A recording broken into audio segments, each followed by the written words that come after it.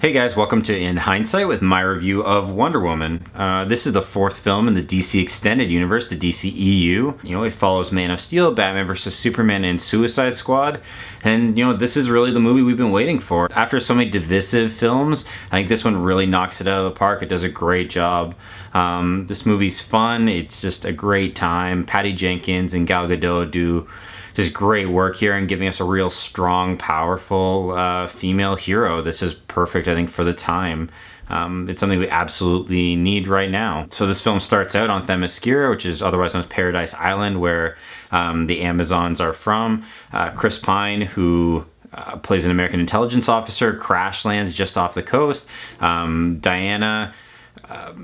Diana rescues him. There's a short battle where they kind of get, the Amazons sort of get a taste of what's going on with World War I that's happening at this time. Chris Pine tells them about the war. Diana decides that she needs to leave, that she needs to fight and do something about this conflict and try to help end it, because she believes if she can, do that, she can just ultimately help the world and, do something good that the Amazons are called to do. They're called to kind of bring peace to the world. So that kind of sets the stage for this. It really checks kind of all the boxes that you want out of a great superhero origin story. It very much is an origin story. It starts out with Diana as a child. You kind of get to see her kind of grow into this kind of warrior woman that you get really towards the end of the film.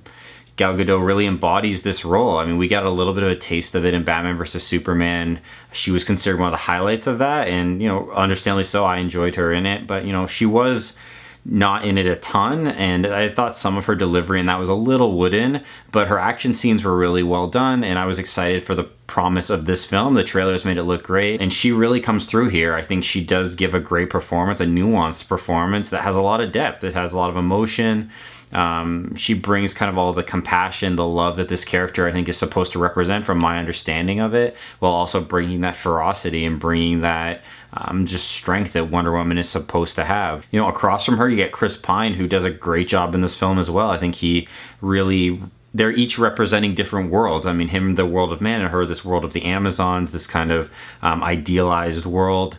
And Chris Pine does a great job in terms of, transmitting what our world is about, what that world at the time is about, but it also kind of fills in for our modern world now and sort of so many of the problems with it. And their chemistry together on screen is great. Some of the best moments in this film are just them talking, just talking about their worlds and that coming together, just the kind of the chats that they have. And I understand a lot of that dialogue in some of these scenes was actually improvised, and you can kind of tell that they had that chemistry, that camaraderie built up, and you really believe their relationship.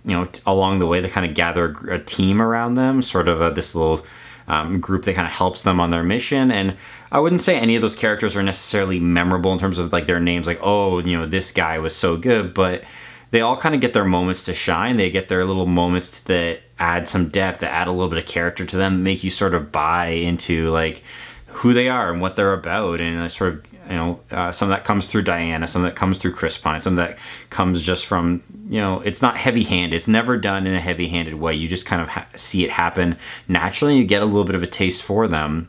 Obviously, we have our heroes in this film. We also have our villains in this film. They've received their fair share of criticism, and I think some of it is warranted. Danny Huston is in this film. He plays General Ludendorff, who's kind of the primary villain. There's also Dr. Poison.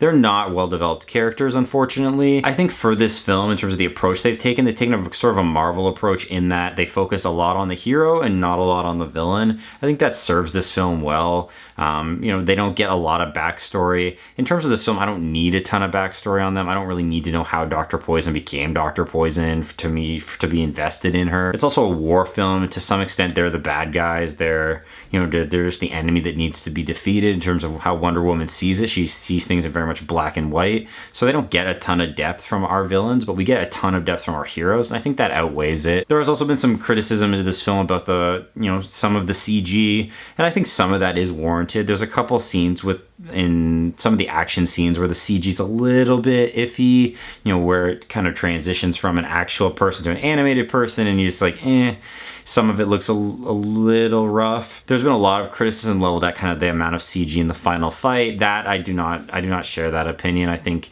that it really suits this film. I think it suits the hero, because Wonder Woman is a powerful character. I mean, you're coming up with people that can fight her. I mean, she's on the level of Superman in terms of powers, or even beyond potentially, and finding people for her to come into contact or conflict with, people for her to fight, is tough. And I think that's going to necessitate a lot of CG and kind of a big fight. And to me, the fight works, and there's a lot of emotion even in that scenes. I thought that whole scene was well helmed. The action in this film from start to finish is well helmed, from the first fight on the beach with the Amazons to there's a scene in No Man's Land that's kind of her reveal, that's really just a great extended scene of action that really kind of lets you see sort of Wonder Woman for the first time, and you really buy into it. I did. I was so on board when that happened. So yeah, very little to criticize in this movie. Just overall so well done. Such a great film, I think, for women, for younger girls, to get a good role model for the world that we live in. I think this is just such a fantastic film to have a female-led superhero film that's just